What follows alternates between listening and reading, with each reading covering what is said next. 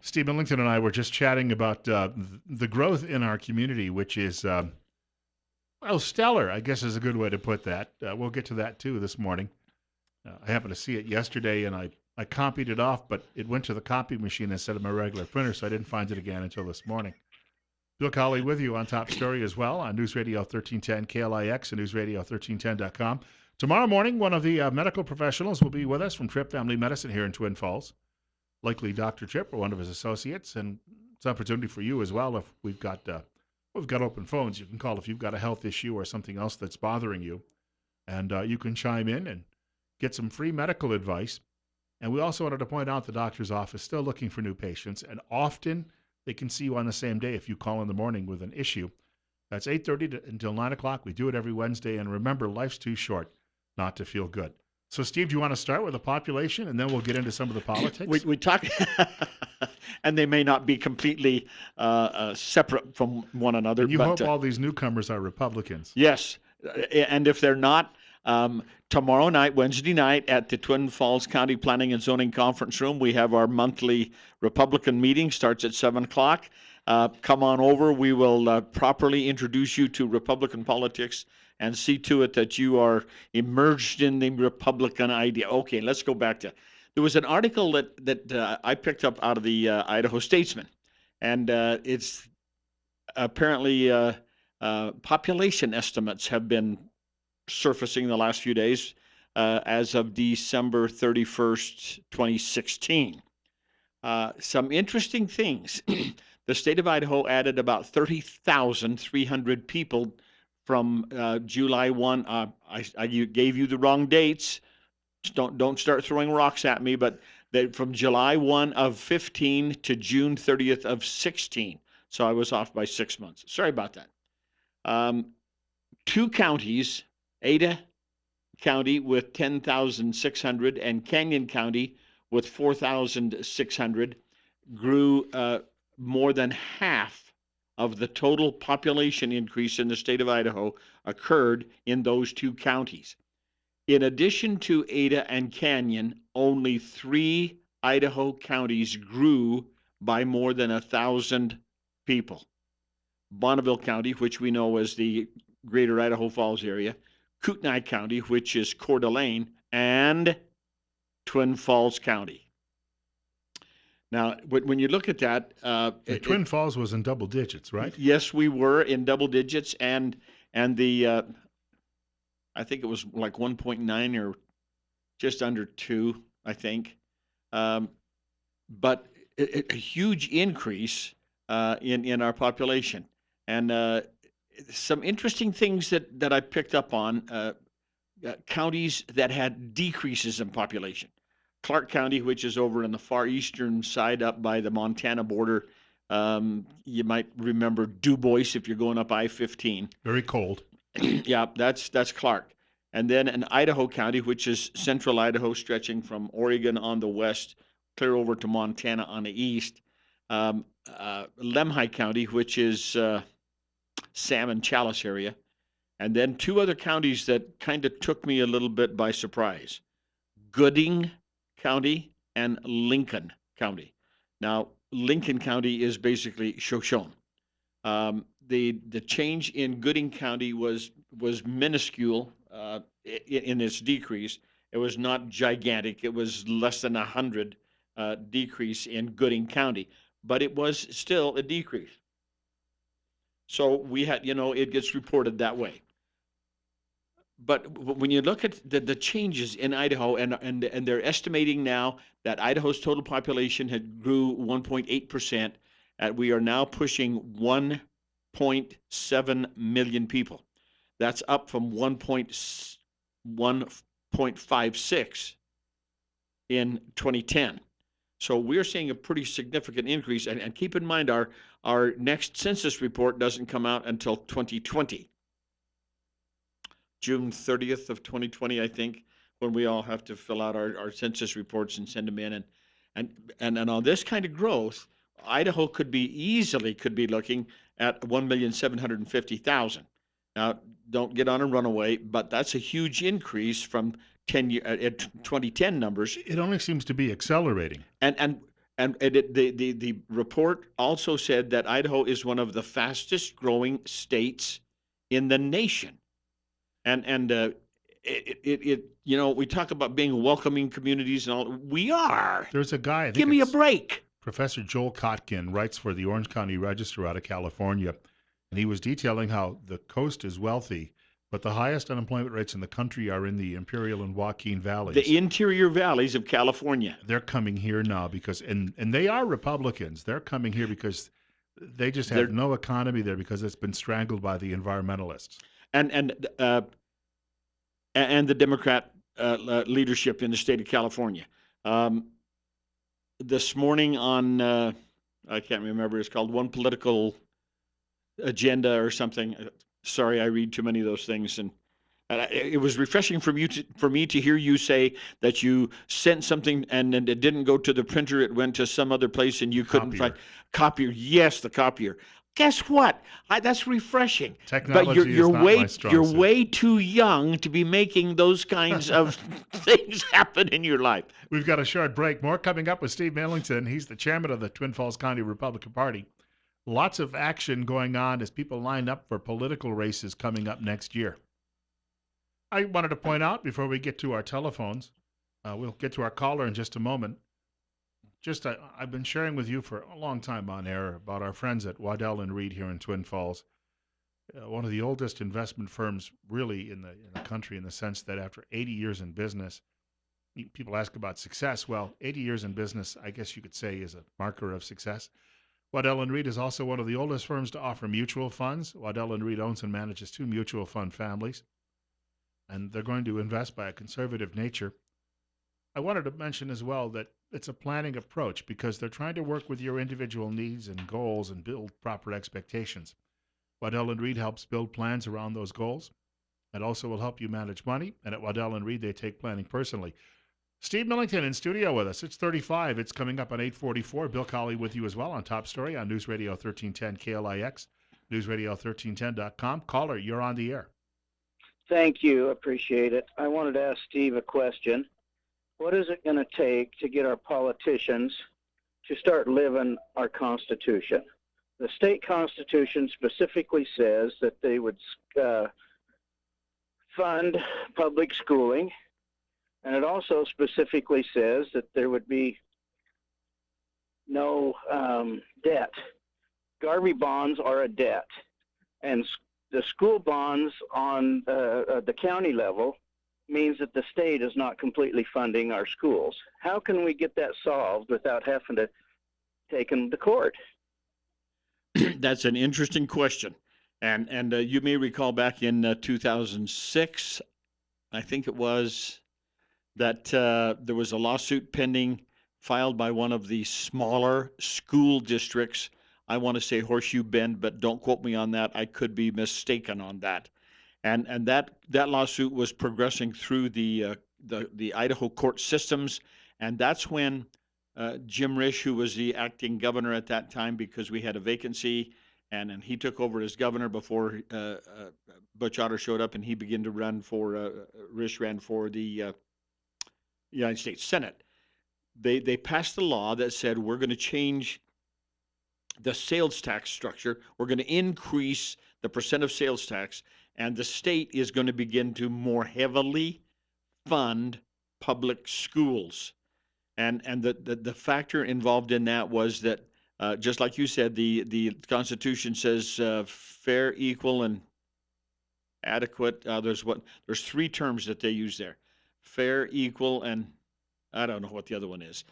But the smaller school districts were filing suit saying, wait a minute, the big school districts get all the money, and the little school districts have to fight over the scraps that are left on the table.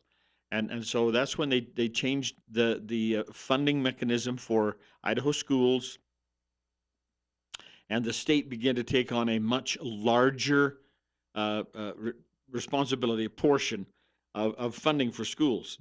Now, we've always had this idea in Idaho that schools, local school districts, are one of those precious things that we hold dear and sacred. And so we cannot keep in mind him with the gold make the rule.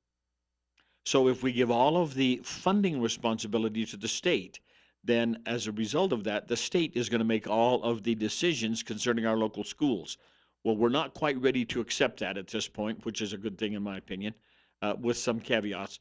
But so what happens is that the state funds a great portion of classroom costs and student costs or teacher costs and so forth, but the school districts still have responsibilities to fund the difference because the state of Idaho cannot pick up that total difference. It's just not possible.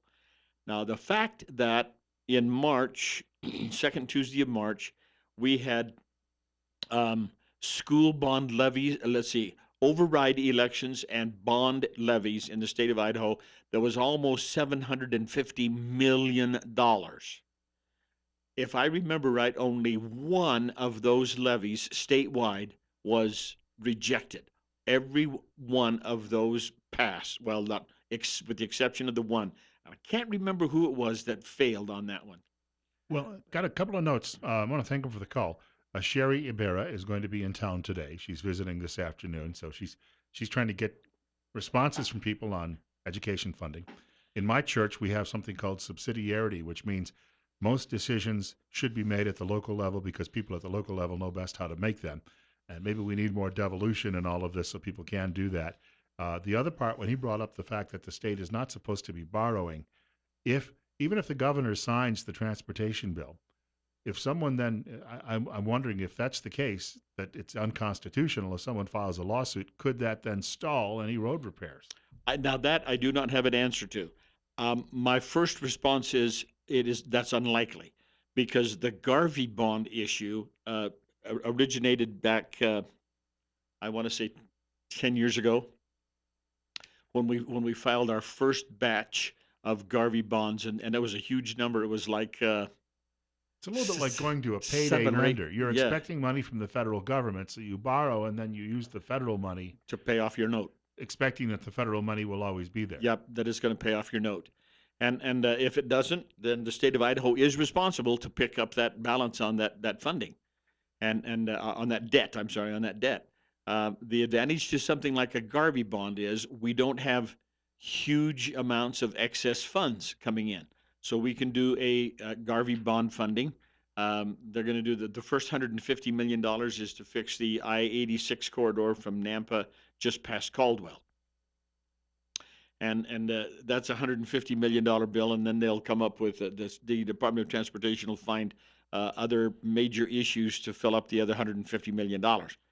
They shouldn't have to look too long to find that, by the way, because I'm sure they've got a long list of items that they would need to be working on. No. We wanted to mention it's coming up on 10 minutes from 9 o'clock, and it's 35. Steve Millington is the chairman of the Twin Falls County Republican Party. Joining me, Bill Colley, on News Radio 1310 KLIX, newsradio1310.com. You've got a big glossy picture there of Steve Yates. He's a nice guy. I mean, I think sometimes too nice to be a state party chairman because you've got to crack a few heads. But he's resigning, and it's the worst kept secret in Idaho. He's running for lieutenant governor. The headline here on the paper says may run for lieutenant governor. Okay, there has been no official announcement. Okay, but to avoid the appearance of improprieties, he is stepping down as chairman of the Idaho State Republican Party, and will pursue, will consider other interests.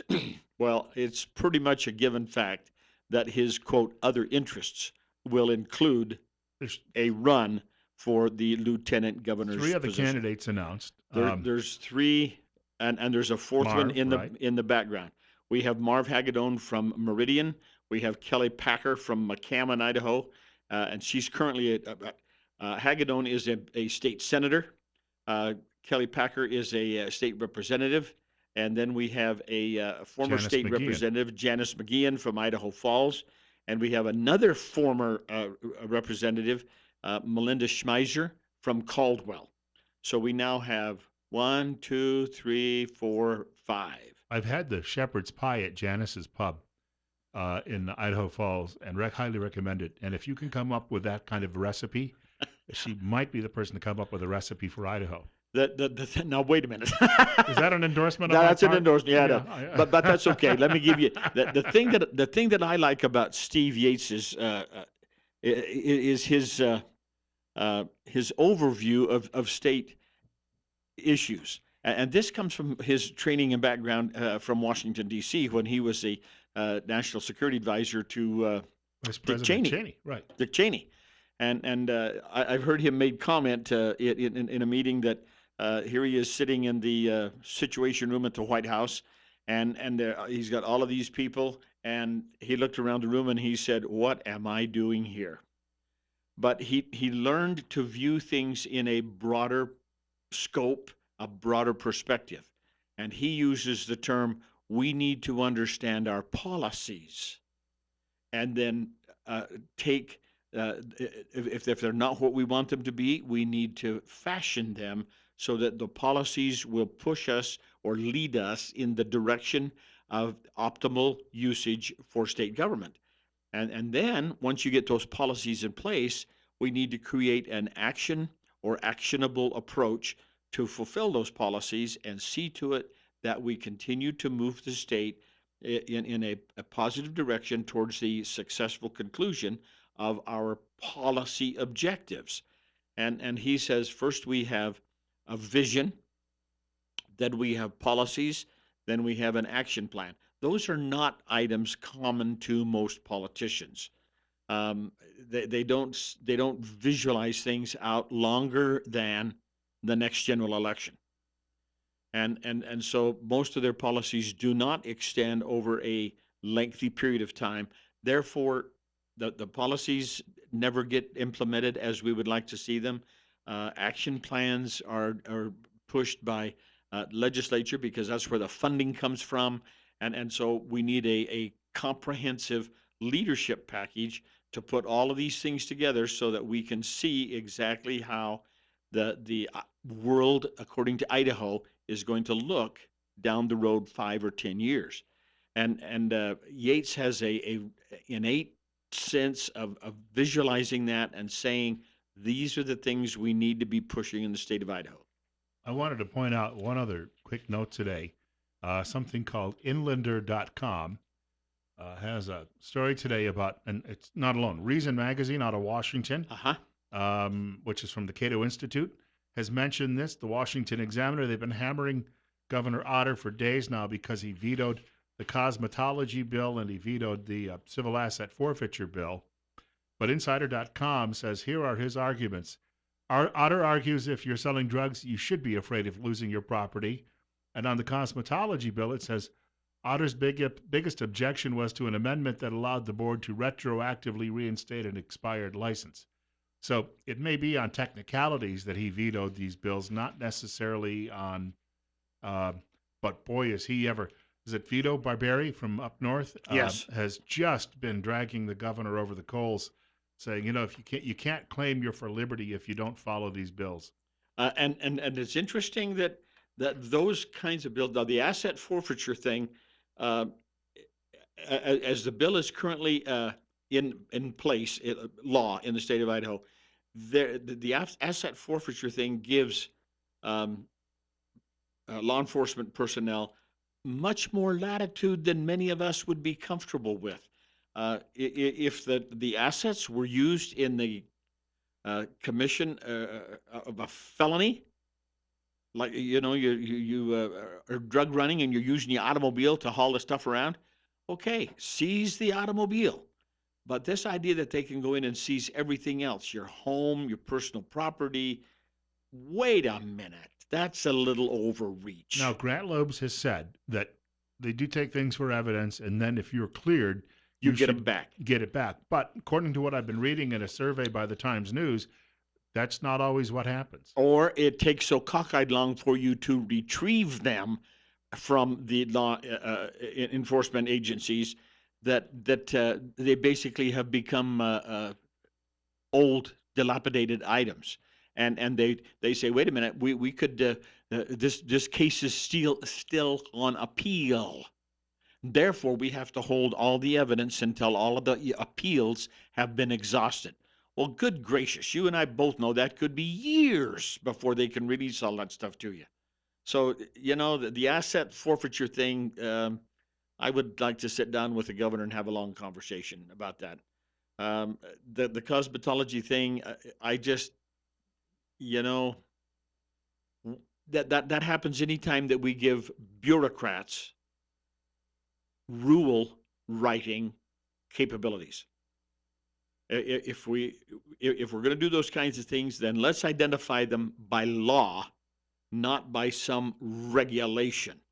Because what we've got now is the regulators expanding on what the uh, legislative law intended, and now all of a sudden we got a big fist fight over who's on first. And that's one of the reasons why I don't bureaucrats drive me even nuts. bother any longer. I just simply cut my own hair. I don't have to worry about any You of know, this. you could reach the point where you're like me and you don't have to worry about cutting your hair. I cut it short now. I don't really have any myself, Yeah, so it's easily managed but that but way. but it's interesting that some of the vetoes would, and the biggest, the elephant in the room is still in the room. I looked all over this morning and I could not see what the governor has intending to do with the grocery tax credit Yeah. thing. That's still sitting on his desk, and tomorrow is the drop dead. If he It ignores it, it becomes law, though. if he, That's right. If he ignores it, it becomes law. I don't want him to do that. I want him to veto it. I think it's a bad bill for a lot of bad reasons, and it's a good bill for a lot of reasons, but it doesn't solve our overall problem. Tomorrow night, you have a meeting. Tomorrow night, 7 o'clock, the County Planning and Zoning Conference Room. We will be hearing reports from all of the legislators who served in the recent session, and it'll be a great opportunity to ask a lot of questions. Tell us about the cosmetology bill. Tell us about the asset forfeiture. Tell us about highways, Garvey, spending, education. They're all going to be there. We've got a break for news from Fox at 9 o'clock, and then David Kirk from the Boy Scouts of America joins us in studio on KLIX.